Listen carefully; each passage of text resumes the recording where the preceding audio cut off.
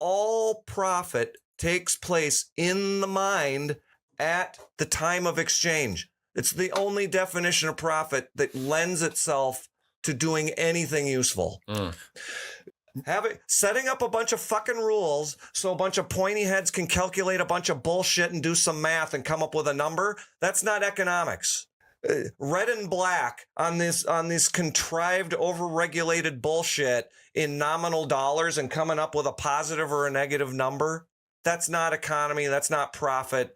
It's just manipulating a surplus of currency units to yourself through manipulating your neighbors. It's not economy. Okay, Mike go here. Mike had something to say. That is one of the single scariest things for me. For you? Okay. Is the fact that nobody understands this. Let's take it to like its finalist conclusion though. Like go up one level from everything that you just said and about that. And with, capitalism and free trade, all of those are very noble and make perfect sense. But when you look at it from like go up a step above, what is all of that leading to in its final conclusion? You have consumers and people are constantly consuming and buying and producing and consuming and producing and consuming. At what point, how can it, is that something that can go on forever? Does capitalism, is it sustaining? Like, is it on like an earthly level? Does it care about, pollution? Does it care about, social justice? We'll say like the morality. Is there any morality in capitalism, or is it just exchange? Can we keep doing what we're doing forever?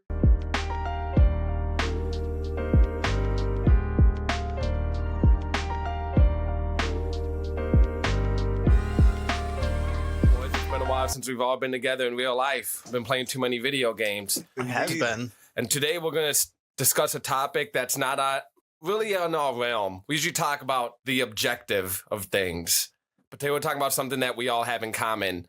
The details of it are extremely different. That is fear. What are we scared of? What is scaring us? Even the bigger question. To me, when I think of the word fear, dude, when we were talking about a little about off air, complacent. As Mike was saying, being complacent, never growing, never staying the same. And I have a bigger fear of never trying now. Mm-hmm. I'd much more rather try than and fail at something, because at least I know in my heart and in my head that like, hey, I tried this, it didn't work out. Mm-hmm. I can put it to rest. I sleep better at night because of that shit. There's people out there right now that are losing sleep because they're thinking about whatever it is they want to do, whatever it is they want to become, whether you want to start a podcast or be a musician, fucking become a doctor even, well, whatever it is. But you're not putting any of your thoughts into actions. No. Those people are scaring themselves out of chasing their own dream. Yeah, it's the first 30 years of my life. First 30 years of your life? Oh, hold on. Let me turn you up a little bit, Philly. Okay, there we go. I'm sure we all deal with it in some way, sense. Sitting there in first grade, worrying about good grades to get into college. Yeah. That was terrible. But I was worried about different things in the first grade, dude. People made fun of me for the clothes that I was wearing in like first and second grade and shit. Like I'm not even, I was worried about just fitting in. I wasn't even thinking about grades or school or what was being taught. I was just like, how do I fit in with these other kids? I think when you're a kid, that's what starts. You have a fear of not fitting in, not getting a girlfriend, not having people like you. Oh, dude, I was scared when classic WoW. I was fearful of people figuring out that I played that video game. Legit. You got made fun of and you were labeled as a nerd. Like, don't ever, like, if a girl found out you played fucking WoW, dude, you might as well transfer schools. I was unabashful gamer my entire life. I didn't care who knew it, what they thought of it. If they didn't like me because of it, dude, I didn't give a fuck. But it goes back to the beginning where, like, everyone has fear. That's an objective statement. Everyone's got fear. Now, the feelings of the fear, what that may be, is all subjective, though. Everyone has, a different fear of something. Yeah, know what I'm getting at? Yeah, people process everything different. Yeah, I can agree with that. What you got thinking about all there, Philly? Yeah, I was just thinking about, what actually prompted the subject. The whole statement, yeah. And it comes from what I think a lot of people could observe to be, this is something that's generally true. A lot of people are being forced to face fears of a particular type for the very first time. Mm. And it has to do with like the fabric of reality that people base what they do. They base everything on it. And it's the first time with all of as hectic as all of this nonsense is, people are afraid for the first time that it might actually fall apart. Everything, as in the system. Everything that people are relying on right now will actually break down, and it will be like a reset. And I think that's why so many people are scared right now too. Mike had a good point the other day, and I don't want to steal from him, that he said, if you don't understand something, you fear it. Generally speaking, people fear what they don't understand, and there's a lot of people that are scared right now, dude. And I think that's why we've seen all the crazy acts and so much shit going on that's happening in the world right now. They're just scared. Like they're scared of not knowing what the future holds. Like just think of how the world was before COVID. You knew what tomorrow would bring. Mm-hmm. You knew what next week would bring. It was everyone was they were so stuck in their same everyday routines. It felt like it was something that would go on forever too. That people would just keep going to work, nothing would change. Fine and normal. Like it's like it was just gonna be like that forever. You know what I mean? Okay. And now, dude, like the past 6 months fucking turned everyone upside down, dude. Like shook them on their head. Like I think every day now people live as like people are living in the sense that they don't know what's gonna happen tomorrow, or they don't know what's gonna happen next week. Press off. Thanks for the auto host. A lot of uncertainty. This will feed into what I'm aiming at for the resolution of this topic, whatever. But what you said, that people, they knew what the routine was going to bring. Mm-hmm. But what is that? I mean, their personal daily routine. Yeah, I know. They knew that was But how do we encapsulate that and use it as a tool? I'm not sure. To actually figure out something about what's happening. We use our experiences. What I'm trying to get at is that it's an operating assumption. Mm-hmm. Now we can see that that assumption wasn't correct, right? Yeah. Now, what if there were other more fundamental things that you knew had to be operating assumptions that people were ignoring? That would give you some predictive power. Yes. Right? Mm-hmm. Now, you see where I'm headed with that? Kinda, yeah. There's a lot of things that are playing out right now that people have been pointing to the fallacy in a lot of our operating assumptions that we're going to lead to this very environment, this very scenario. So the lesson that we should be drawing out of this, at least one of them is that you need to discard the false operating assumptions in favor of the ones that can be demonstrated to be true. Yeah. Always. I think it'd be logically proven also. Well, yeah. You have to be able to reconcile something in a theoretical space when you're talking about how people interact with each other. Mm-hmm. If you just go around and look at what everybody's already done and count dots and then try to infer the cause, you're going to end up with a bunch of stupid stories that don't apply to actually anything. Don't apply to anything because at all. It's done incorrectly. Okay. That's part of what I'm trying to wring out of this. Trying to get at and wring out of it. On the second part that I was trying to get at in the notes was all of the things that are being brought to the fore that are causing these reactions in the people who are, so let's switch to the subjective fears, like me being scared of playing WoW when I'm 13 years old, Phil being scared about not getting good grades, Mike being scared about being complacent. But what about the mainstream media and the politicians injecting fear into the public? Yes, to get to whatever they want. That was the second heading. So generated fear. So there's two types of fear, and I would, instead of saying generated, I would say there's internal, I'll call it internal and external. Internal fear is subjective and personal, and fear that kind of you create in your own mind. Because I believe we create the reality around us. You know what I mean? Like, I'm scared to go on a date with this girl. You know, that's something that's just in your head that you created. But you turn on Fox News and they say, hey, we're going to World War III. You know, it says a broad example. That's something that also, that's an external fear they are injecting into everyone who's turning into their news station. You could call it personal in general. Personal in general? Okay. I would say that the internal versus external bit would be more associated with like instinctual things. Mm-hmm. You know, like, you know, when you're a little kid and you touch something hot for the first time, you learn that lesson. Yeah. And that triggers a signal that you know, okay, you have an awareness of hot shit so you don't feel that pain again. Mm-hmm. But then you can also do that for the non-physical, the emotional shit. And that's where you were going with that. Right. I just think you can split it in two different ways. So people can understand it better. Yeah. I mean, but anyway, fear when it comes to the government and shit, dude, and politicians, fear is their number one weapon. Oh yeah, it's their main source, their generator. Well, fear and pride. Fear and pride. No. Gives them the excuse to violate and take away your civil liberties. To do anything. And it's really deceptive, right? Because the way they tell you, the way they inject this fear into you, I should say, is they make you feel like it's for your own benefits. And they're there to keep you safe. And it's there to help you. Yeah. Or that their absence will create such a deficit that you have to keep them around. Mm-hmm.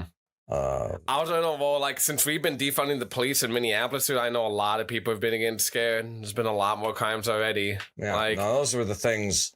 That's what I was trying to get at with that second part. That whole summit, yeah. Was the things that you can actually point to just out in the world that are you know, they're triggering this first time fear of stuff actually like starting to unwind. Like the last time. They're actually triggering multiple fears.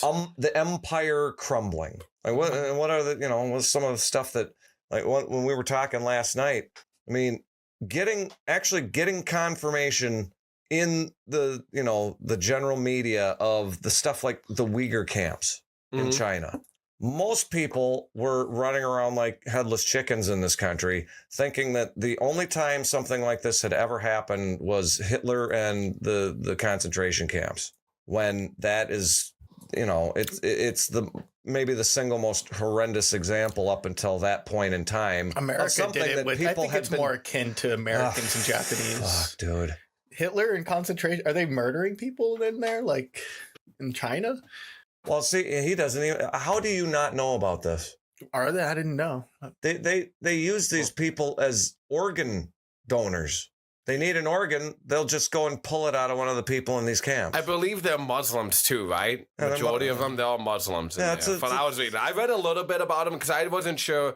I just heard about this last night, then read about it a little bit this morning. They call them Muslim re-education camps. Well, yeah, because they don't. Yeah. They try to divest everybody from any kind of a theological faith. Mm-hmm. They don't want that. They want everybody's.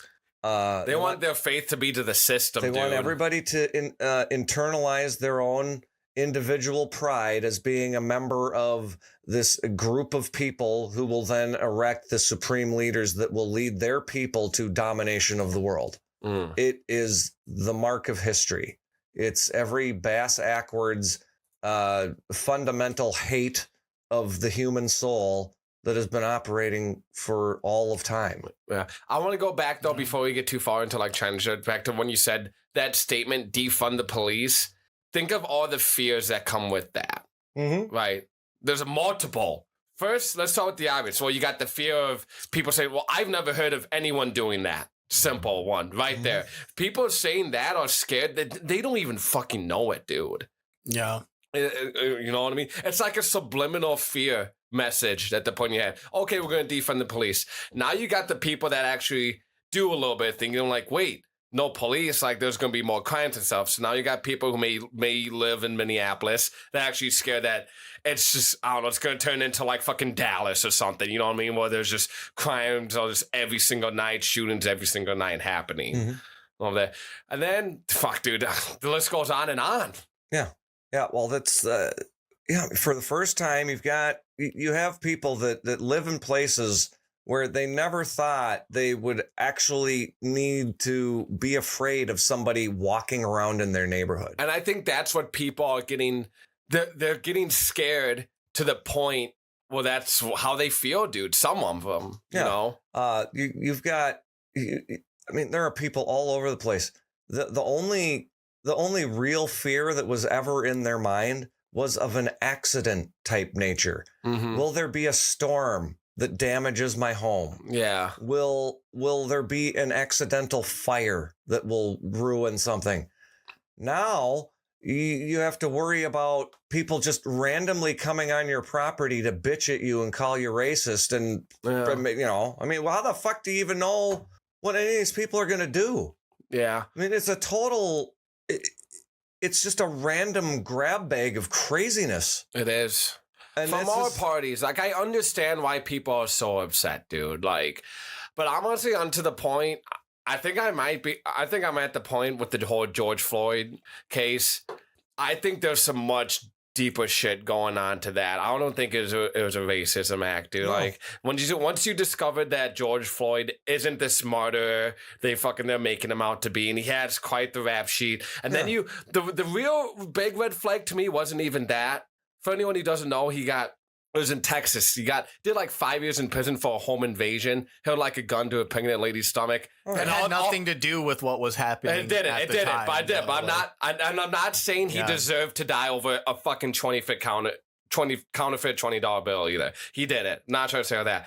What the big red flag to me was like him and this officer worked at the same nightclub for like 17 years together.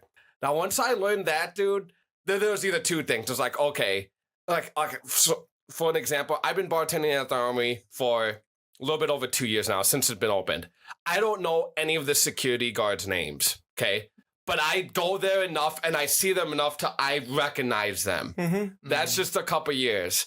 So when I hear that this cop worked with George Floyd for 17 years, well, they knew he recognized them. Worked in the same place. Yeah. Mm-hmm. I don't know that. That's something new to the story. I never that's it. You can look this up, dude. He was like a cop at the nightclub, and like George Floyd, I don't know. Did he work there too, or did he just go there?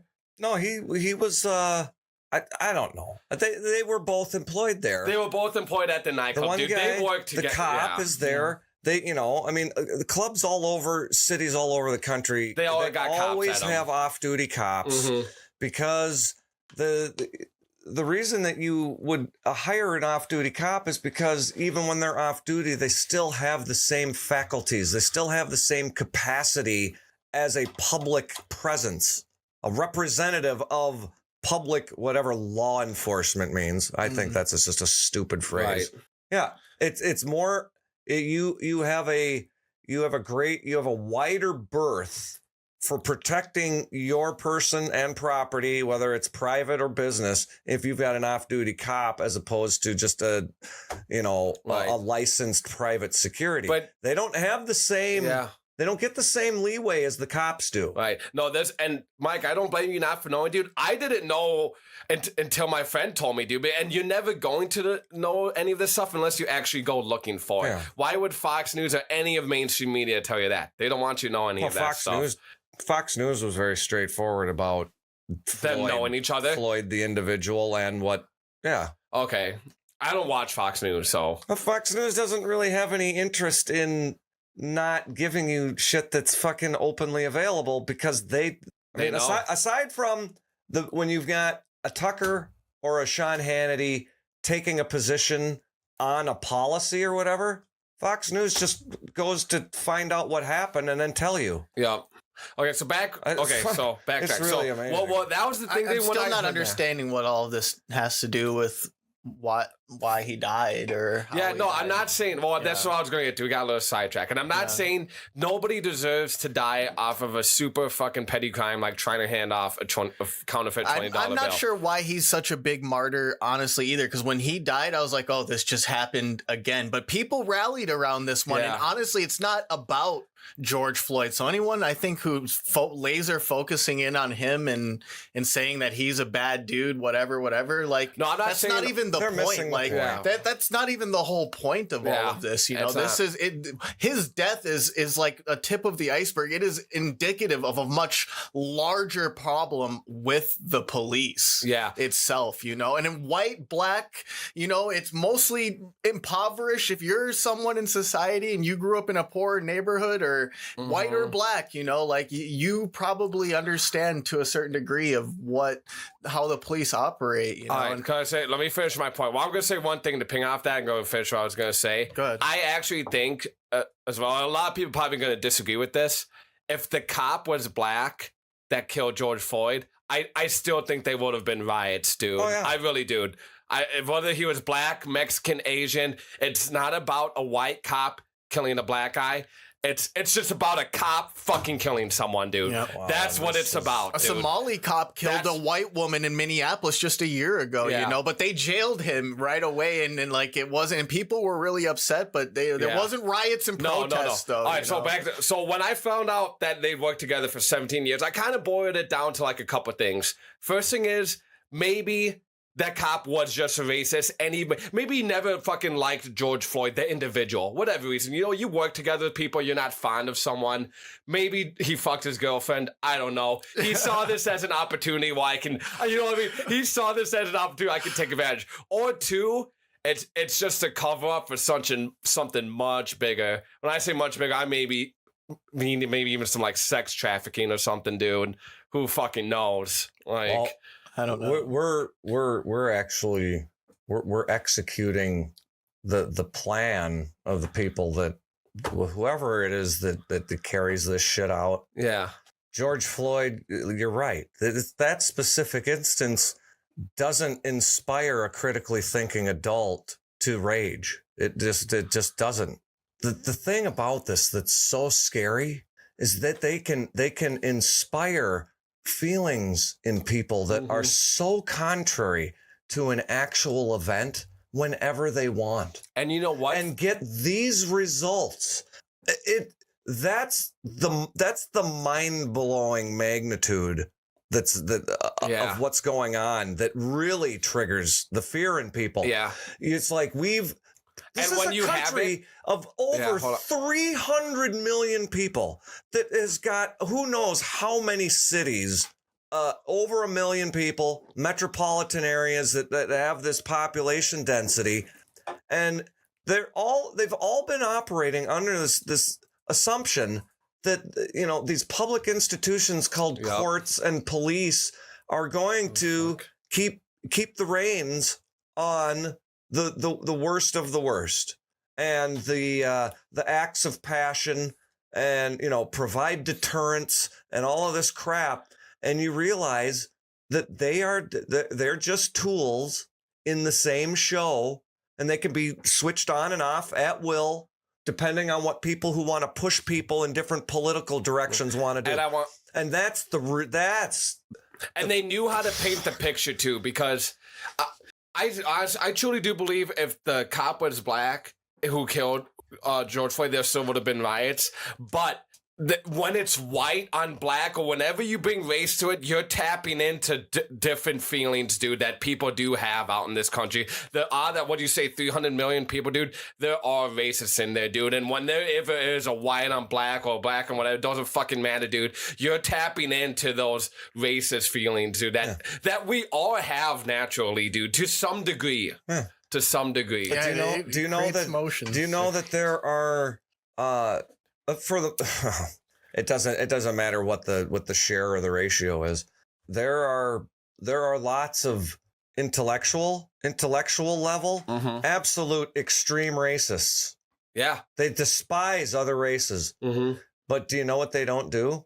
What? Use the N-word? Well, they don't go out in public and talk about it, and they don't mistreat anyone. Yeah. No. That's what's fucking amazing is that you can Because they're actually smart enough to know better. well like, because they I think that for the most part they're you know they're to some degree they're Christians yeah. and they can't accept they can't reconcile internally the idea that another person's race gives them some kind of license to contradict Jesus Christ. Mhm. That's what keeps them in line. Like, They still have the thoughts. They're still like, God dang it, that group just screws everything up for our group. The whole yeah. and what's the current banner carrying group of bullshitters doing right?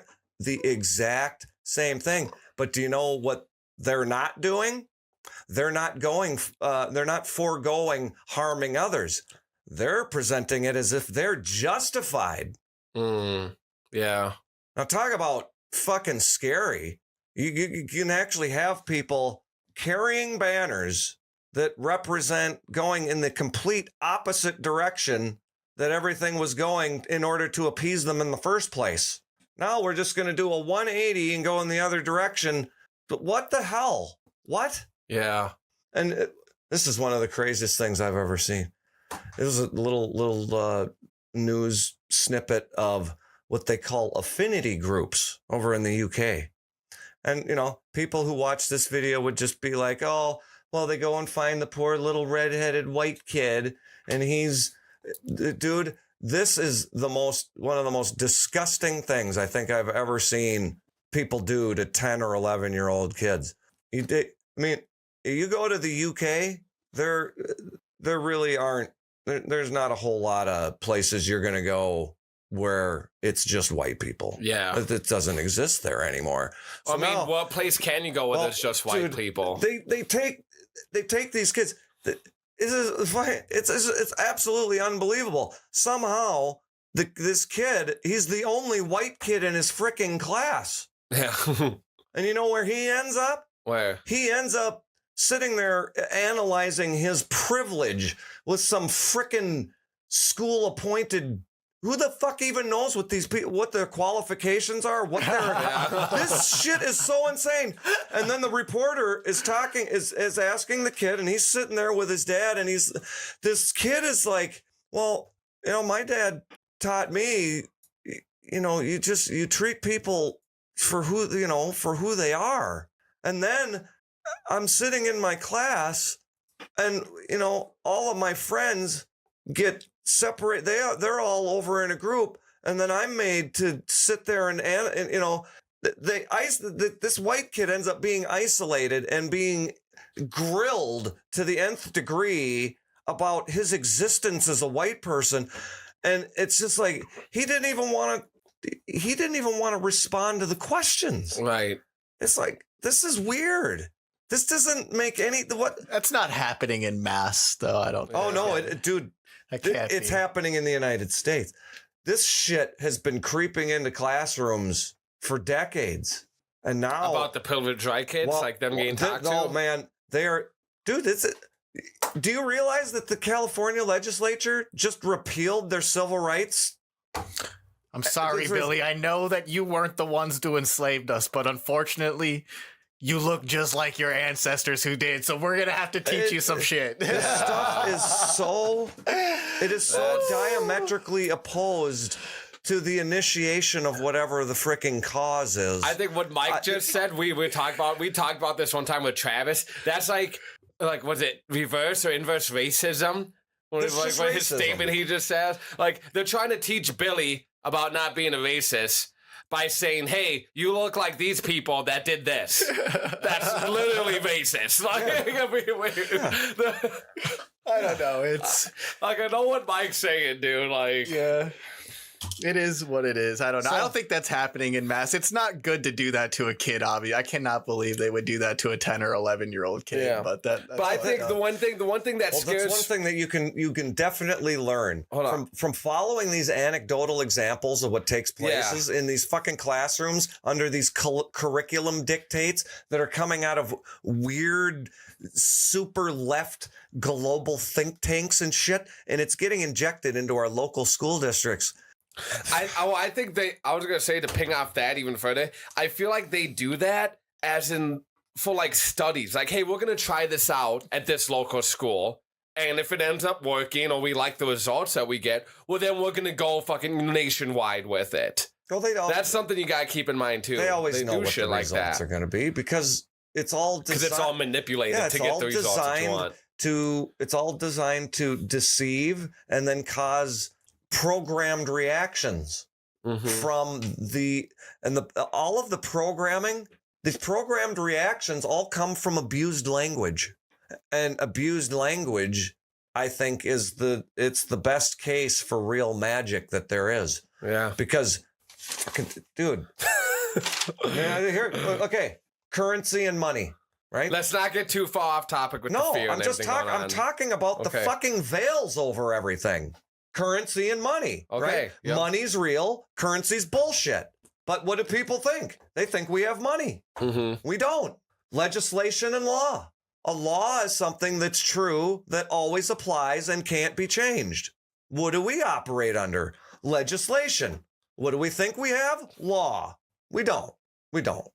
Policing and police. We know what policing is supposed to be. That's why everybody's so fucking upset, right? Yep. What do we have? We have police. Yep. Does anybody understand the difference between a public entity that has a label on it and the actual role of a society with a bunch of people in it? If you associate the role with the state, it's gone forever. Method and science. Now, science has a method, which is the real thing. But what do we have? We just have the word. We have the word science and whatever people want to attach to it. Yeah. Left, right versus state versus man. What we actually have is state versus man, because state is the purposeful misprogramming of all activity through the political means, which is contrary to man's nature, at least a thinking man who can understand what is a benefit and what isn't. Yeah. Versus left and right. Now, everybody seems to think that they're on a mission to redirect the state to better serve man, but that's impossible because the state is contrary to man. So what do we actually have? We've got a bifurcated illusion called left-right instead of actually concentrating on state versus man. Yeah, that's a lot of abuse of language. I want to go back to the police versus policing one, though, because I think that will tie into a lot of good things here. That's where we're at as a country right now. Everyone in this country is at right now, Phil, is your chance to shine, dude, and to break that down for everyone, dude. Because I think if there's any point in time where people are gonna be on the boat of Professor Phil, dude, it's right now. Well, it's not. It's don't come on my boat.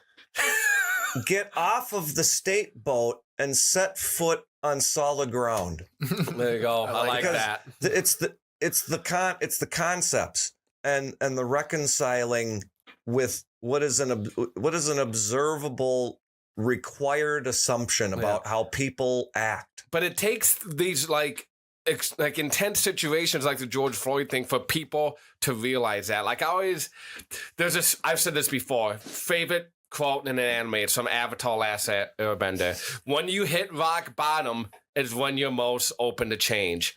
Yeah. This whole country has been at rock bottom, dude, for the past few months, dude. Some people got there within the first week. Some people got to rock bottom 2 months later. Some people are hitting that rock bottom with COVID, with Black Lives Matter, whatever the fuck it is, anything that's going on. You just found out your wife cheated on you.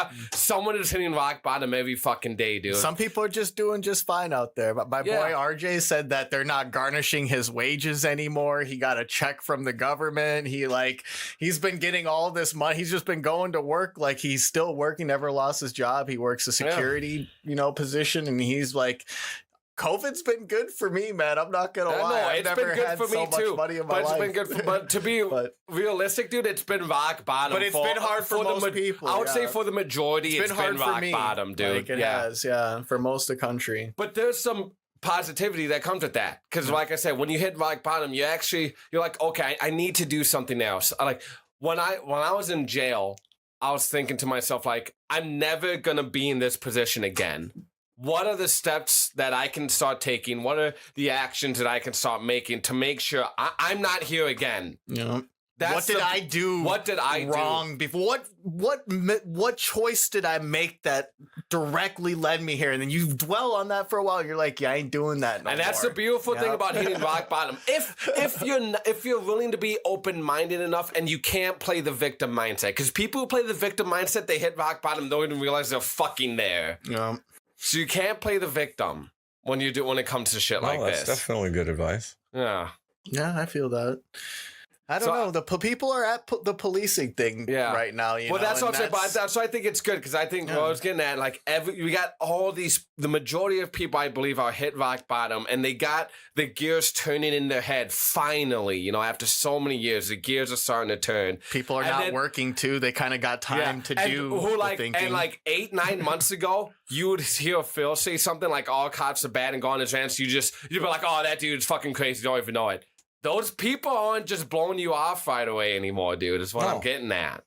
I just wish and this is what the pyramid always does. The people think that they've got a line on changing things for the better for the general population or whatever, and the pyramid absorbs their theme or whatever language it is that they're using to describe their feelings, and they invert it. Joe Biden. Like this, all of this demonizing of the cops and everything that's going on right now. It's a veiling over of an admittance that these public institutions don't function, but that's not what they're letting get through. They're inverting it into, this doesn't work because all of you people are so stupid and divided. Yeah.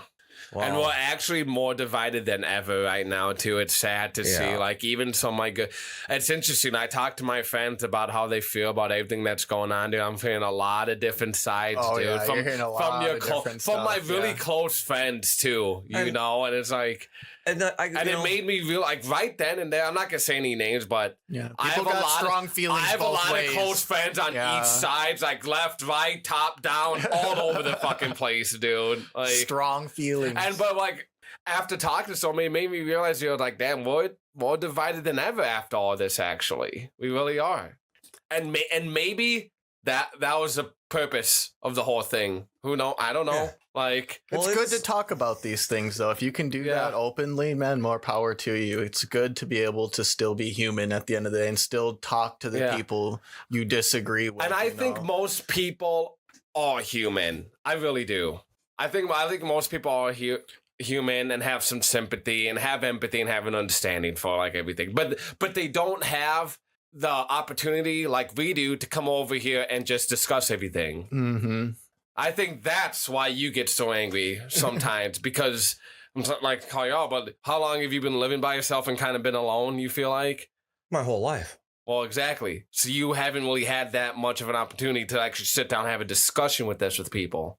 Phil talks to people. He talks to us about it now. I'm saying there's been a lot. I've been in different environments talking to people about these all of these subjects in different contexts over, I mean, you know, I started doing the tax work. That was 2002. I did that for nearly 10 years. And about halfway through is when I started to get the feeling that, you know, I mean, I liked working for my dad and I did the best job I could. But to be honest, I wasn't really interested in advancing in the field at all. What I was interested in was developing an understanding of what was wrong with it. Yeah. Just and internally you knew. That's what I've been developing ever since. Because I don't know how people manage to do it. If you're sitting there behind a desk and you're doing a year-to-year calculation of deferred tax assets and liabilities, I don't know what other conclusion can come to your mind than that it's absolutely worthless, smoke up your ass bullshit. Yeah.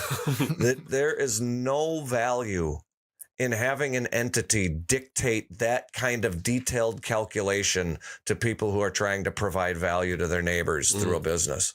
It doesn't, I couldn't accept it. And the more time I just spent observing what took place, what was being promised, and what was resulting from the promises, and then just looking at the mechanism by which they carried people from the promise to the breaking of the promise.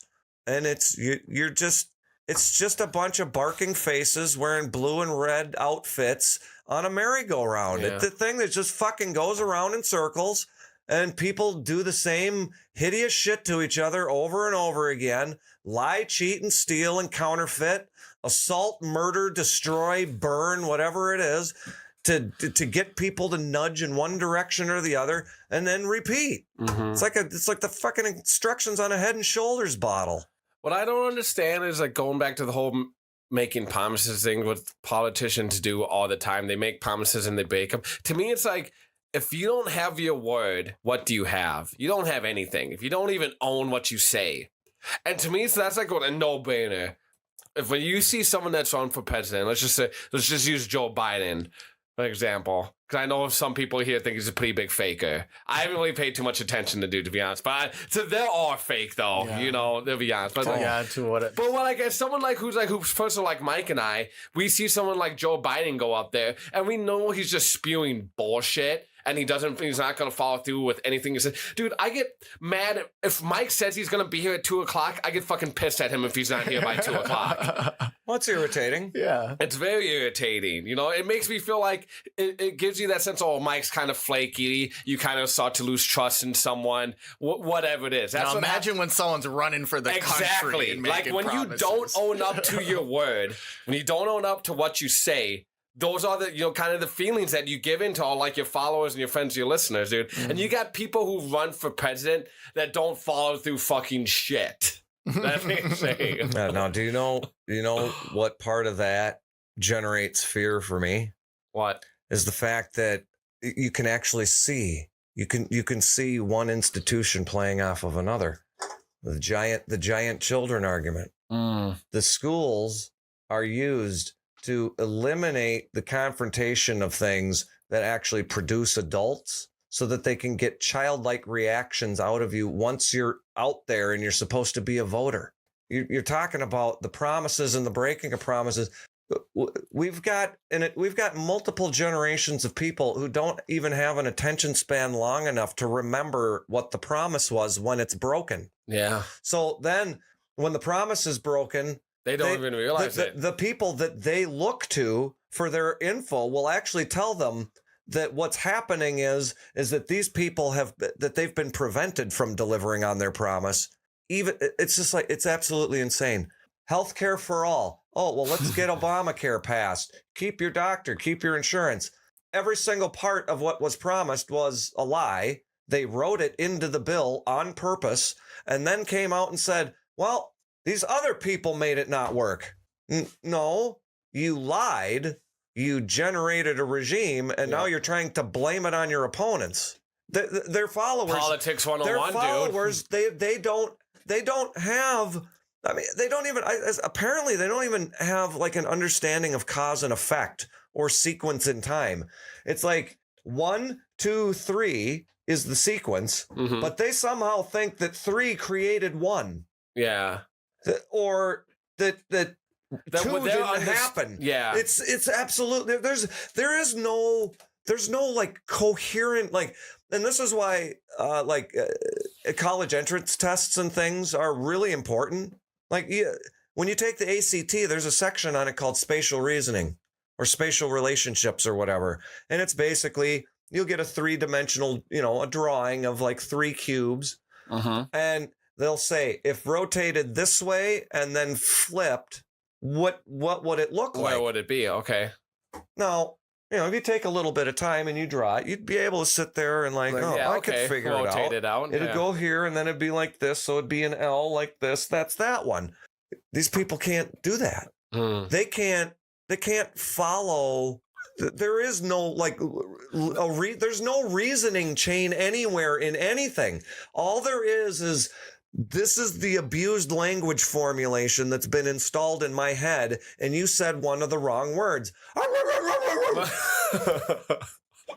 It's the super Pavlovian training method. Yeah. And I think this is we're seeing You evidence do that to of me its sometimes. I'll be like, success. economy, and you'll be like, I don't know what do you mean with that word. Phil's that barking dog on the other side of the spectrum of it. Like, I'll say one word, Phil. But see, where in the places or the situations where I'm doing that, I'm the guard dog. Yeah. oh, that's a joke. I'm the guard dog. The truth is behind Phil. There's the truth. Phil's the pit Jesus bull. is on my side. No. If he's with me, then who could be against me? No, when somebody uses a word to try and convey something and they misuse it, I'm gonna bark my ass off. If anybody wants to talk about that particular economy, Yeah. economy is the ordering of preferences by the human mind. That's it. Yeah. There is no economic system. Nobody's running the economy. Taxes are not economic. I mean, none of this shit, all of the stuff that these people talk about that's supposedly economic or whatever, that's not what it is. Mm-hmm. Because it doesn't fit any actual definition. It's just it's a reaction generator connected to emotions. They'll take people's individual material situations and compare them to each other and then count some colored dots and scream racism. Yeah. None of that is economy. There's no economics being These dots being have a done bigger bank account in than any these of that dots. analysis. I mean, and that is very scary. The fact that people think they're talking about a concept when they don't even know what it is. Do you think people are afraid of like a system collapse right now? Absolutely, dude. Like, just- well, our buddy Jim, he's afraid of that. That's why he moved Yeah. out to Tennessee. Seriously, he is. Yeah. That's Oh, why sure. that's why he's making that move. That's why he's making that off. He's going move. off grid. He's afraid of a system disconnecting, collapse, yep. of economy collapse. And I bet he's not the only one doing it, dude. There's people that are out there like our buddy Jim. They're afraid the whole thing is going to come down, and he doesn't want to have to rely on the state or the government for like providing electricity or water or anything like that for them. Yeah, dude. no, I can get down Seeming with that. like a I can better respect call right that now. almost. Like, because if something does go wrong, you want to have those skills. You want to have that property. You want to have just that fail safe, basically. You know, Yeah. like, And I'll be honest, I'm kind of like jealous of him, and it made me feel like, man, I should be taking some steps, I should be learning something. Like, what if we do end up getting in some sort of zombie apocalypse situation, dude? We don't fucking know what the future nobody's holds. safe in that situation. Not even someone like Jim, though. Even if you have your own land and you're living off the grid, you know, when something goes that wrong, like it could be just a big Yeah. free for all. But like, it's not like, it But it's could better be. to have that than and a plan than to not Yeah. be, you know, to have nothing and no plans. And like you said, it's like a fail-safe, right? So say you decide to buy a bunch of land and live off-grid and build your houses, and then everything ends up being back to normal in a couple of years. Well, you just got a bunch of land for cheap and you build a couple houses on it, dude. You'll be able to flip that stuff easily. So there's really no... Yeah. I want to say there's no negative, but the risks are really low, you know, when you're making those steps in situations, dude. You're learning a lot. It's just a life journey. It's something that could be really positive. It's what you have going into it. I'm happy for Jim, though. I'm glad he's doing something like that. Yeah. I would have done it more close to home. I like being in Minnesota. I couldn't and live stuff, but- off grid and stuff like that as far as he's doing, to be honest. Maybe I like playing video games too much and shit like that. You know? Well, I don't know. They got the 5G stuff coming now, you know, like you don't necessarily have to have cables in the ground running to your house as long as they got that. But they probably don't even have that out in the country. Nah, anytime dude, you don't want to play that soon, shit yeah. on Wi-Fi either. though, let's be honest. No, it still sucks, No, right? Tennessee is the best wired state in the country. Is it? Okay. They've got high speed Even in the everywhere. rural areas. I'm pretty sure Jim's got access. He can get high speed. He's got. I'm sure. I know he's got access to internet, but I'm not sure how fast of internet. You know, I know he's got If access. he's got to access, It, it yeah. must not be. I too just bad, then. watched a bit the other day. Tennessee has got, I don't know, their state government they engaged in some contract to get a huge portion of the state just completely covered. They've got the cables laid everywhere. The government and the cable companies is why the American internet infrastructure is so bad. They've had a vetted interest in keeping it bad and not, providing better services and stuff like that, because these businesses are in bed with your local governments and stuff like that. And they have literally monopolies, like signed monopolies with your local government saying no other competitor can go compete with me here. And so what happens when there's no competition? They have no incentive to, make the services better. Everyone, do you know who one of the most hated companies in America is? It's not like big oil barons or fucking Amazon. Halliburton, companies created. It's like fucking Comcast. It's Comcast, Yeah, dude. for It's sure. like it's CenturyLink. It's Charter. Like these are But like the funny most part is hated. Charter is they're just a packager. It's just another name for Comcast. Now CenturyLink is a separate bit. That's an actual other company. Yeah. But Comcast and its army of name-changing agents that just keep repackaging the same shit everywhere. I mean, what do people really think that this is what's so funny is that you've got this mechanism that's operating on these cables in the ground. Do people actually think that when their Comcast agent changes names that somebody goes and lays down new cables and now there's another set of cables in the ground? It's just like, It gives me how hope though. dumb People do you are fighting gotta back, be? dude. Minnesota got their own, fiber going in the South. They're creating their own shit. Comcast has fought them though. Literally they wouldn't let people start their own internet companies in their areas where they were dominating it and so and whatnot. And people did it better than Comcast for cheaper, way better internet. Oh, dude, for way fucking cheaper. We just got fiber one internet. We have the fastest internet here for it's like $74 after tax a month. That's crazy. Yeah, he's got over gigabit, dude. Insane. I got 1,000 gigabits, dude. 1,000 Insane. fucking gigs. yeah, Insane but you do realize that it doesn't. I'll do the speed test. Prove it. It doesn't matter.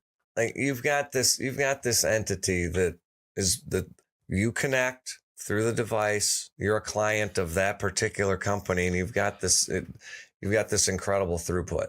Your bandwidth, your upload, all that shit. It's all great, right? Yeah. That entity is existing in some special space that's sitting on the corrupt backbone. It's not doing anything special.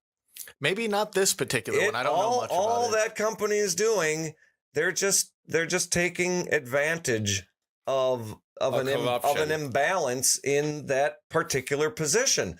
Nothing is priced. There's no real pricing, and there's no measure of like how the delivery of this bandwidth or anything actually takes place, because everything that it sits on is in this fucking collectivist sphere of bullshit. It's also convoluted and shit. I mean, like. Another perfect example of the language magic, the language illusion, abuse, the veil that's placed over whatever it is that's actually going on. The idea that any of that shit is taking place in a market. It's the American triggered. crap. capitalism. That is American capitalism, sir. People's current understanding of capitalism is so broken that they actually think they understand what Chinese capitalism is. It is the dumbest. It is really the blind leading the blind. Even if what we have right now is not capitalism, capitalism is what led to what we have right now. No. Apart. Think about it. Capitalism is a set of principles that, when followed, it demonstrates how to best use material and time and land. That's all it is. But it's ripe for manipulation, and all you need to do is look at it. That's not capitalism. Dude, if I give you... Dude, let him fucking finish first. I'm saying he was talking, you just started yelling in the middle of his sentence. Dude, are we gonna continue to promote the magic word illusion shit, or are we gonna break it? Are we gonna I just want to promote letting people finish their sentence and their statement before you interrupt them. Okay, cast your spell. Well, no, I'm just saying, like, I've heard an argument in the past. This is not even an original thought, so don't even give it too much credit. But like, because a lot of people talk about capitalism and the good of it, but anything is right. Because the same argument that I'm making against capitalism, like someone could say that about communism. You know, there's a lot of super lefties, socialists, you know, that are arguing for socialism, and then people are like, "Well, look at the history of socialism. It's given rise to, you know, Joseph Stalins and Mao's and terrible people that have, like, you know, genocided, you know, their people and stuff, that, and all did it under the guise of, you know, the good of people and the common good and all of this stuff." But, and I agree with that, but I'm just playing devil's advocate. But when I hear the word capitalism and stuff, and I hear people, when I hear Phil defend it, I just think that I those same arguments that people make against socialism, I can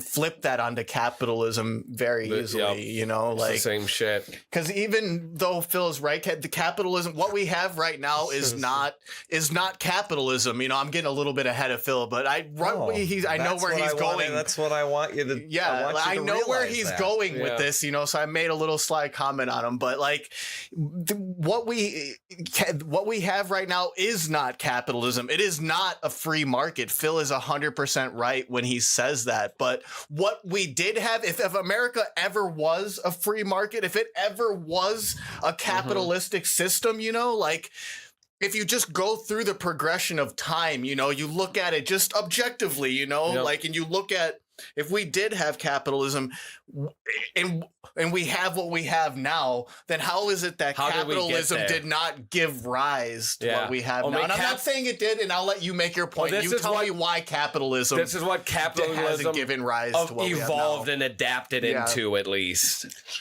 No, people who seek power manipulated everybody around them like they have always done. And what has taken place was the first iteration of a seat of power that was not affixed to a bloodline or some divine decree. It was supposed to be generated from the decision making of the individuals being governed, and it was the first time that had really come into an actual physical realization on a piece of paper that a bunch of doorknobs signed and pretended they were doing something. And then you go through a period of time where people to a degree are left to their own devices. It delivers, as contrived and manipulated as it was, it actually brought about the end of officially recognized slavery on an entire continent. You had the closest adherence to real money that's taken place in a location over a period of time ever in the 19th century. And you had technological innovation. You had the end of slavery. You had a nice, slow, steady, declining prices. People were becoming more productive.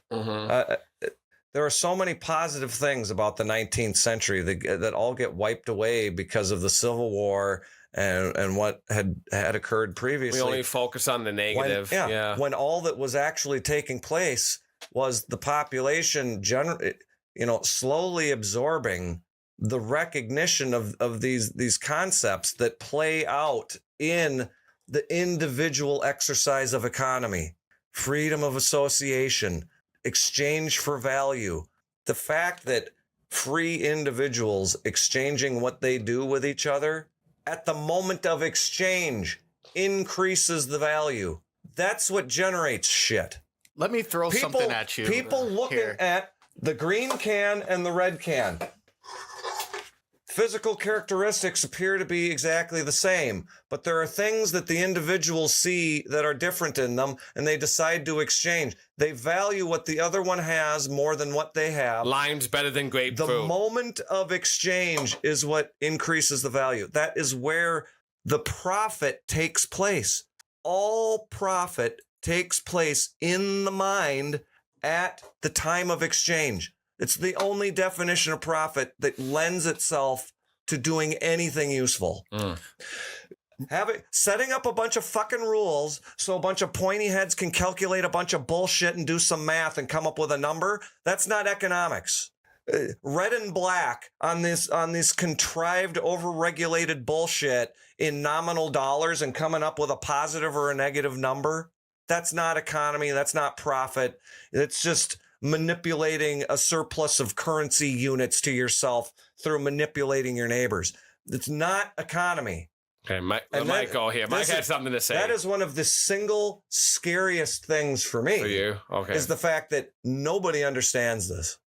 Let's take it to like its finalist conclusion though. Like go up one level from everything that you just said and about that. And with, capitalism and free trade, all of those are very noble and make perfect sense. But when you look at it from like go up a step above, what is all of that leading to in its final conclusion? You have consumers and people are constantly consuming and buying and producing and consuming and producing and consuming. At what point, how can it, is that something that can go on forever? Does capitalism, is it sustaining? Like, is it on like an earthly level? Does it care about, pollution? Does it care about, social justice? We'll say like the morality. Is there any morality in capitalism, or is it just exchange? Can we keep doing what we're doing forever? No. Is that really something that can last People forever? either act justly or they don't. When they act justly, you have a moral environment. When they don't, you don't. But capitalism is separate Capitalism from morality? Capitalism is value free. It's simply the logical conclusions you come to about people exchanging shit if they're free to do so.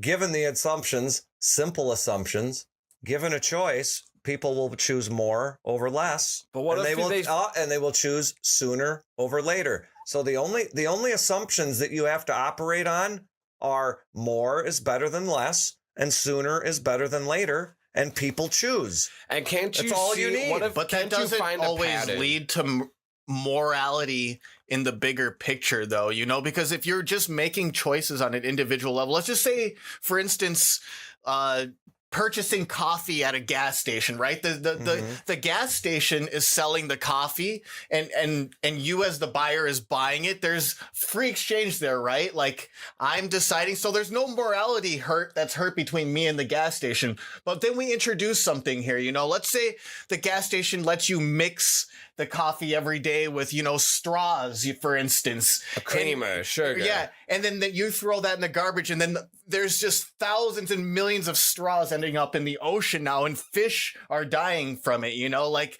even though there's morality between these two, there are byproducts of those. Like that's why maybe capitalism isn't always the end all be all of things, because when you have people freely exchanging, there are consequences that bloom outside. You're making some good points. Why do you think everything is now packaged and shipped and everything's in plastic? Why is it so prevalent? Because it's cheap and it's strong, dude. It's easy to make. It's convenient. Yeah, but do you think that people who made glass bottles, do you think they had any desire to make everything be packaged in plastic? No. There was a politically driven change in the cost structure that forced everybody to do everything in fucking plastic. Mm. So you want to come to me and talk about how capitalism and free exchange is going to generate all this harm because there's so much plastic. Well, you got to go back and figure out why is everying fucking plastic He's now? just giving you an example of that, dude. Yeah, I know, but see, this is just another source of fear for me.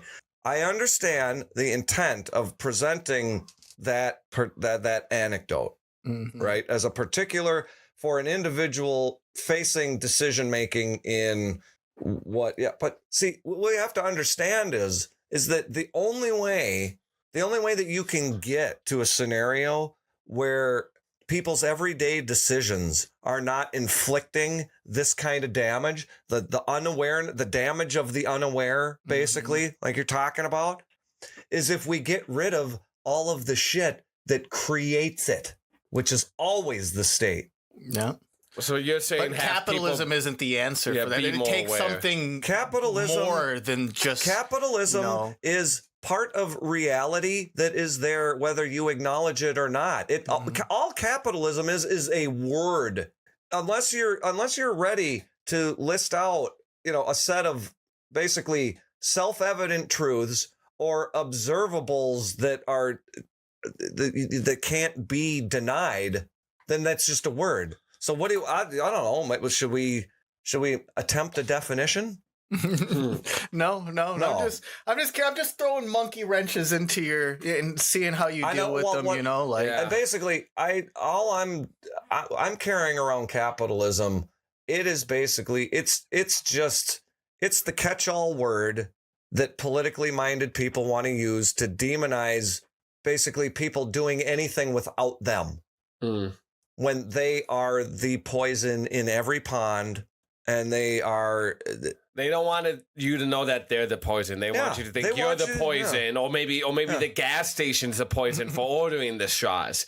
Anything else is the poison except them. No, everything is a misdirection. Everything is a veil. And I think I made a pretty But good people case can make earlier. an argument for that's why we need the government though Oh, with yeah, capitalism, because if people are doing free exchange, well, what if their decisions, we need an EPA, so Yeah. we can protect the So environment. we can protect the environment from individuals who might throw a cigarette butt in a stream. But then Donald Trump Only becomes you. president. Wow. If you're a big enough company, you can do whatever the fuck you want, pay the EPA a fine, Yeah. and then go right back to doing whatever the fuck you want. What about the So, yay EPA, the probably one of the single most false institutions ever established on the planet Earth. what about the FDA? But that's why you see people like the government. That's why it's so easy to sell So the government gross. to people. Do you see how easy it Yeah. was for me just to do that, though? Like just in sell that it to situation, Phil real quick yeah. like that. I filled that void that someone who might have that question would have, and it's just as easy as inserting Big Brother into into the situation, and then bam, problem solved. And I think if you want to beat Big Brother, you have to find something better, and which you're talking about. You definitely are talking about. You're talking about just two people making choices, but these are the things that people are going to be thinking about, when you're saying what you're saying. Like, where does it end, though? Where does what's the final conclusion of just two people trading Wow. at its, See? end level? Good. That's very good. You led us right to the precipice of the end thinking. That their entire bit operates on knowing that people are afraid of everything. Mhm. So you can push that button, you can get them to go anywhere. Yeah, it's easy to. But people, like I said to Dougie, if you don't understand something, it's really, really easy to fear. And that's why I think it's important to talk to people Yeah. and not to fear, at least not your neighbor. If you're listening to something, I think that when you go outside of your house and you're looking at your neighbors funny and there's a fear inside of you and you're looking, dude, I would say to that person that there's not something wrong with the person that you're looking at or you're afraid of. There might be, something going on with you, and you need to check yourself inside and really ask yourself that internal question. Like, you should never fear your neighbor. I know you could fear the world, you could fear the police and stuff, but Yeah. the people that are close to you, You should never fear them. Yeah. Never fear your friends. Never Yeah. fear your family. This is bringing up a good point. You want to know who has the easiest time shedding fear? who. The people with faith. Mm. Oh, I believe that Yeah. actually. Yeah. I've been talking about the things that inspire fear for me, but it's in an abstract sense of not desiring the loss of certain things. Mm-hmm. It's in not wanting to see everybody continue down the same broken, non-intellectual lines of being instinctual and reacting to shit. When you have Like you're faith, being you have a programmed to higher do. power in do. your life, and that is the ultimate. So You anything always- else that's happening in the world is not the ultimate of Yeah. what the higher power in your relationship to that Now then, is. my next question: if So you don't have that higher power, who's at the top? President? See, that's Trump? exactly Then who's it. at? Then who's at the That's top? exactly it. Seriously though, if you're an atheist, Science, honestly, you is have? what most people Yeah. that don't, have that they find that replacement No, they kind do. of in Yeah, science. absolutely. Like that is It's been a become- big deal. This secular humanist bullshit, this idea that science has killed God. I mean, the people that have always had the drive to separate other people from God, it's the single best mechanism they've ever had. Mhm. Look at this. And it's all driven by the initial fall. It's all driven. It's pride driven.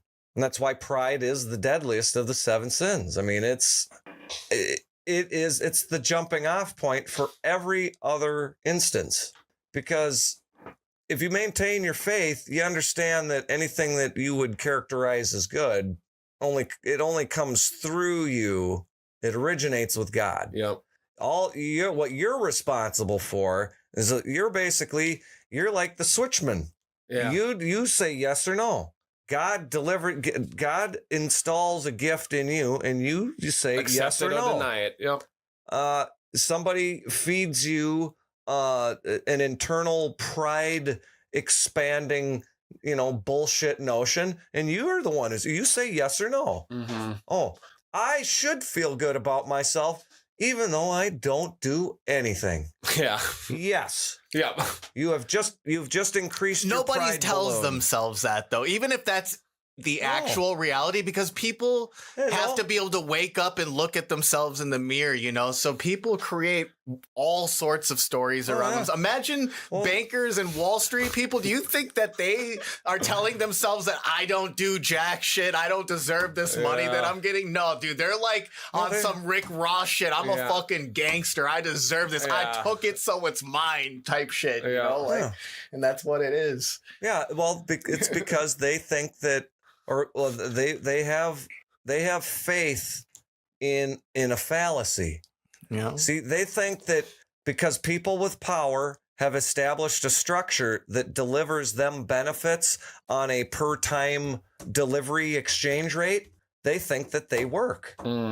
But Because they're establishing getting a good result. establishing matters. establishing a structure that delivers that to people regardless of the substance of what they're doing, that's not working. No. That's manipulating your neighbors. To get the results that you want and high-end results, dude. But people who act like people See- who make more money that get better results than you do think they're doing more work of than course. you. Well, they think it's better. They think that the system is better for them, and that's why they will worship it. Mhm. And they will worship themselves, and they will be narcissists, and they'll tell you that they're a good person because they don't hurt anybody. That always just reminds me of that scene in The Matrix, too, where Neo's walking through and he sees the lady in the red dress and stuff and they're Yeah. talking about, people in the system, how people are not ready to be unplugged from that system. In fact, not only are they not ready to be unplugged, but most people in that system will fight and die to protect that system, Yeah. and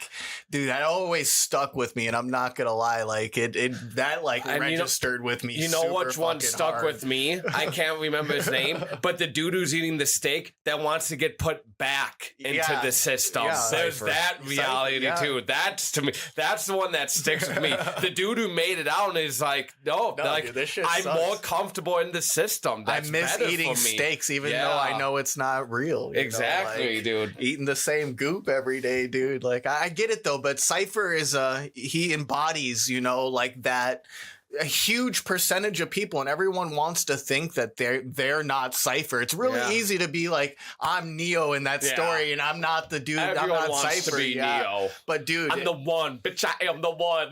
But like if you're honest with yourself, you can almost understand why he would make that choice. If you look at it objectively, you know, like you can understand why. Cypher, look at that shithole he was living in, dude. That shit they were eating in the Matrix, that slop, dude, and that fucking shitty ass, like. And you know how much he loved Trinity, dude. Trinity was like, dude, he liked Trinity. Trinity did not. She was giving him the hand and the we're just friends and whatever and stuff. And she was banging Neo, dude. Like, if you're not helping with the fear. I'm not at all. Basically, the picture that you're painting. Oh man, you're painting the corral. But I understand with an infinite number of pigs in it who just need to be run down to the trough and then run down to the slaughterhouse.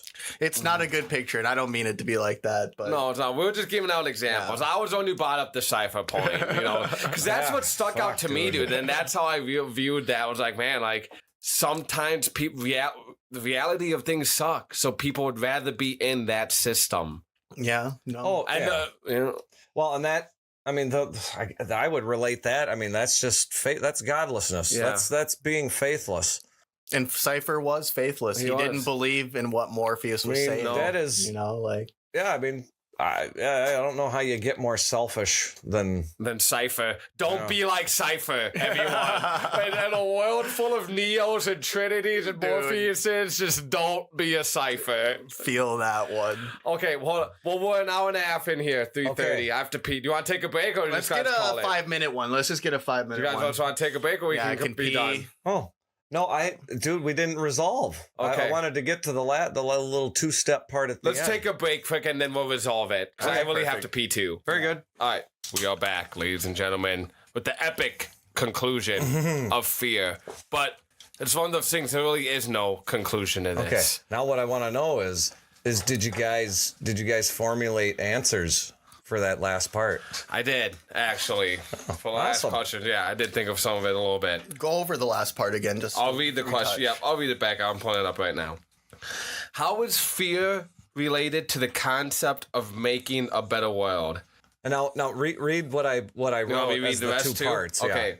Part number 1. First, answer as if the question is valid. Part 2, then look past the question to see its flaw. Well, the first part is much easier to answer because that's something everyone can do. Just be pragmatic about it. I would even say fear can be positive at some points. Like the fear is with COVID-19 happening, everything going on, like people going like, I'm never going to let this happen to me again. I'm fearful of the future. I'm fearful I'm going to be in this shitty-ass situation where I'm not working, I'm not getting unemployment. So you know what? I'm going to take that fear. I'm going to take this lesson that I learned. I'm going to use it to fucking get on my grind and figure shit out to make sure this doesn't happen to me ever again. Yeah. Okay. Like... Now, in general, the way I would describe this is that fear inputs into a well-developed filter will yield two things. They will yield conclusions that your fear was irrational and unneeded, or it will become an item that is simply an addressed risk where you don't actually need fear, you just need awareness. Yeah. Right? So fear, it can be very useful. It can be. Just like all things in life, it can be used as a positive. You need to develop that mechanism for you that allows you to take whatever the present fear is and determine, is this even rational? Is this something worth holding on to at all? Yeah. And if it's no, you can get rid of it. And if there's an objective quality to it that allows you to better assess risks, well, then you put that in the useful pile and you keep it. But you eliminate the fear characteristic. Yep. So you can take your fears. The instinctual fearful reaction is a prompt to engage the filter, not to engage in reactionary behavior. Yeah. That song pretty good? I thought that was pretty good. No, I like it. Being reactionary to anything. And so now the second part Is look past dangerous. the question to see its flaw. This is what I was really interested in. All of this was building up to this exercise. Now, maybe this sounds a little optimistic of me to say this. Well, maybe that I'm using the wrong word. When it says look past the question to see its flaw, how I answered the first question with you can use the fears that, politicians in the state puts in you as a positive or whatever. You shouldn't need someone else to do that to you for you to want to get motivated to be in a position where it's like, oh, I'm not going to ever let this happen to me again. Or I'm going to make sure, you know what I mean? I'm never going to be no money for broke, whatever situation that you don't want to be in. You should already be making preparations to make sure you don't get put there. Yeah, well, that's good. Definitely. And that's a process of learning along the way. It is. Some people need to have those first things happen to them first in order to realize. I was one of those people, No. And obviously, to look past the question, to really see that question's flaw, how it's feel related to the concept of making the world a better place. So, it doesn't. When I think about that question, just straightforward, on its face, does fear make the world a better place as a yes or no question? No, it doesn't. No, it doesn't. No, that's not what I'm getting at. But that's kind of what the question asks, though. No, I didn't ask, does fear make a better world? I said, how is fear related to the concept of making a better world? And the second part was essentially to look past the question, The veil, to see what's wrong with it. See, the pragmatic answers that we went over for the first part I was all well and good, and that was useful. But the really useful part is this second part. What's wrong with that question? What's wrong with it? I told you my part. Like I said, I don't think fear can make the world concept or not better at all. I don't think injecting fear into people is going to provide any sort of benefit. In order for any of our reasoning to get anywhere, the concept of better world that's not a thing. Yeah. The evaluation that's actually taking place, the improvement that people want, that they want to see, is the combination of our choices with the limitations that are inherent in the world that we observe.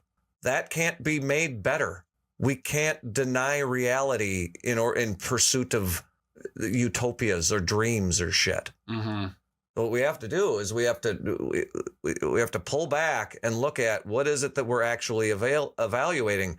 It's the results of our choices, not the world. The world is a value-free setting within which people with wills have to operate. And those operations are governed by very hard and fast limitations. And it's when you veer outside of that and then attribute it to some quality of the world, you're in nowheresville. Because the world and your choices are separate things. Now, if you spend your time and you keep with you the presence of mind that your observations can give you information that will give you predictive power, if you order things correctly and you operate under assumptions that can be shown to be accurate, that's how you get useful results out of looking at this stuff. It's not from saying, well, how do we make a better world, and then voting. I mean, it's like that doesn't go anywhere. You can't make a better world based off personal choices or preferences. No, not that matter. The only thing that I think you can say objectively about it that's true is that people have preferences, and when their actions don't give them the results that they want, the instinct is to look outside of the realm of their actions to figure out what's wrong with the world that's preventing Instead of saying, what's wrong with me? They want to say, what's wrong with the world? What's wrong with people? Instead of looking inside themselves, be like, what am I doing wrong? Almost exclusively, these answers will reduce to you're approaching it from the wrong starting point. Mm-hmm.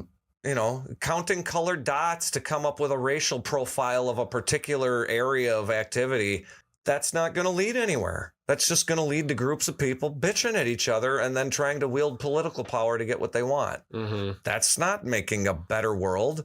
That's operating in the world under the assumption that claiming power, That's democracy. and forcing other people to do what you want is legitimate, and it's not. Majority rules. It doesn't reconcile with itself, because then the very same person who's trying to operate that way won't accept it when somebody else tries to do it to them. So obviously it doesn't reconcile. Mm-hmm. So that was my big mission for the day, was to show that. No, it's a good question. It's a good concept. We'll let Mike say his bit, but I want everyone who's listening to us, you too, Anthony. Shout out to Anthony. He, as always, he says, I'm a good person. Shout out to Anthony. Touche. Hell yeah. Yeah. Hell yeah. I don't know. I'll say that I'm hopeful in what I see kind of happening in the world to a certain degree. Not everything that I see obviously makes me hopeful, but I'll say that I'm hopeful that people are starting to at least ask questions and look at what is wrong. And I'm seeing people kind of like at least turn the page a little bit and start to question things and think about going a different route, because obviously the way we've been doing things has not been working. It doesn't. People are starting, like, the layers of this onion are starting to peel away in ways that people would thought are never possible, and it's leaving exposed what's underneath it, and people are starting to ask questions about it, at least, and I'm hopeful about that, and I'm hopeful that people are at least thinking about a different way of doing things. So good on people for that. Keep that up. Anthony, VO Games, everyone else who's watching right now, who has been listening this whole time, this process almost going on 2 hours here. I want you guys answer the same question that Phil asked us. How is fear related to the concept of making a better world? First, answer as if the question is valid, then look past the question to see its flaw. Yeah, and I'll be honest. When I first went, it was challenging, and I like that. I like getting those good mental sweats. When you read a question, you don't know at first. You know what I mean? You actually have to like sit there and think about it. Mm-hmm. The mental sweats. Get those mental games. That's what I enjoy the most about this stuff, is that I don't know. Praise me or not, my greatest desire is to maintain a sense of humility, but fuck you, Phil. This is I'll type it in chat here for you guys. Sorry. I'm just trying to give people an opportunity to make the same discoveries I have. How is fear? So I'm gonna send it in chat here too. How is fear related to the concept of making a better world? And then first, answer as if the question is valid. Then look past the question to see its flaw. Oh man, Timothy, if you're out there, happy for you, brother. Hope you're doing well. Yeah, VO Games has been hanging out, dude. That's awesome. I see him in the chat there. I just realized that. That's awesome. If you're out there in the world listening somewhere, we love you, brother. Hope you're doing anyone, good. Dude. Anthony and VO Games, dude. Day ones, dude. Every time, all you guys. Do you know you guys will help us begin it. Like, you know what would really be fun is if I could get some college sociology classes to send me answers to that question. Like, oh my God, would that be fun? Oh man, that does sound like a question that you would get in school, dude. Maybe it's worded like that. Well, again, everyone, we'll go wrap this up, dude. Anthony, man, I hope your work's been going well. I hope life's been good. I know you said he goes nice. I've been slammed with work and traveling also a lot. Like, and he says started working out and putting in the grind, dude. I fucking love to hear that, dude. Damn, boys, picking stuff up and putting it back down again. Good, dude. I pick things up and lift and set them back down every day, and I feel good about it. And they keep getting heavier, and I keep picking them up more and more and that's more. What you gotta do, man. That's the grind. Good to hear that your work situation is And your work situation's doing well. And let me know what gym you go to. But I also want to say something real quick because Anthony's hanging out on YouTube. We've had other people coming on YouTube. We only stream podcasts on YouTube now. So that's why you guys, Anthony's like, it's been a while since I've seen you live. Because you're going to have to follow me on Twitch because that's where we've mainly been playing games lately. YouTube has they come down on the copyright shit too hard when it comes to music or anything like that. When we're doing podcasts and we're just talking and not pulling anything up, I'm cool with streaming it on YouTube. But when it comes to video games or we'll listen to music or if we want to watch a video or something, dude, YouTube just hang out. We can't even do it. Can't even listen to music while we're playing video games. Like, we for real, YouTube? Oh, man. Down 30 pounds. We hope someone takes over YouTube and does it better. Yeah. Not so stifling. 30 pounds, that's no easy. No, it's not, dude. That's fucking awesome, dude. Damn, I'm sure you look like a different person, man, for real. That's fucking awesome, dude. I'm proud of you. Keep up that grind. 30 pounds. I need to gain 30 pounds. I need to gain 25 pounds. Every time you open up Twitch on the road, it sucks, so I stop for sure. I don't blame you about it. Yeah, I streamed games. I know you come on here, but yeah, there was this one stream, Anthony, and everyone listening, dude. Mike was over here. He played a song that picked up through the speaker on his computer through my microphone, and they took down the whole stream, dude. Like, after that, I was like, I can't stream on fucking YouTube shit anymore. All because a song was coming through my mic. At least not video games. Like, if we're gonna just be hanging out and drinking some beers and talking about stuff, that's fine. Yeah, but anytime we're gonna be pulling up content or listening to stuff, YouTube. Yeah. YouTube's not going to get streamed on anymore, unfortunately, which is a shame. And this is a whole nother podcast that we could do, but YouTube's not the same as it used to be. Like, they lost its roots. It became an entity. It became too big. They literally just have robots taking down content. It wasn't even like a human being that did it. It just triggered some sort of flag that they were monitoring with some program. Exactly. And they just took the whole thing down. That's crazy. That's it's the next level. Like, I was amazed by it, to be honest. Like, how good it is. Well, they just got programs running in the background, dude, just waiting for you to slip, dude. Just waiting. No, I mean, catch you. Well, somebody initiates the operation of a piece of valid code that's monitoring shit. It's gonna be very effective. Yeah. There's no getting around it. That's what it is. All right, boys. Let's call that. Anthony, man, again. I'm glad to see that you're doing well, man. Keep on that gym grind too, dude. Everyone needs to get on that gym grind right now. Oh yeah. You got free time, do it. No, even you, Philly. This physical activity grind. It's good for the human spirit. It's good for the human brain too. Yeah, actually. I hate Phil, you would gym. Be smarter. I hate weights. I don't like purposefully exercising. But see, nobody likes getting sweaty and getting tired and feeling that puke, dude. Not everyone does, dude. As long as you're moving around, I mean, you don't have to be lifting weights, but stay moving, stay healthy. Go for walks, go for runs, do whatever you do. Pulling weeds. Yeah. Let the fluid leak out of your power steering and then you fix it. That'll keep you in shape. Yeah, I mean, don't be a bump on a log. Exactly. Well, I'm gonna take a short break after this, but we're gonna stream some Magic, play some video games later tonight. Oh, yeah. So Anthony, if you want to come hang out, we'll chat up more about working out and whatever you want. But I'll be on Twitch. We'll be on after this. So my buddy Mike and so the Professor Phil. We'll be on. If anyone's a good person, it's VO Games and Anthony. I don't care what you say, Phil. You guys. That is. I didn't choose a Doug Life. Doug Life chose me.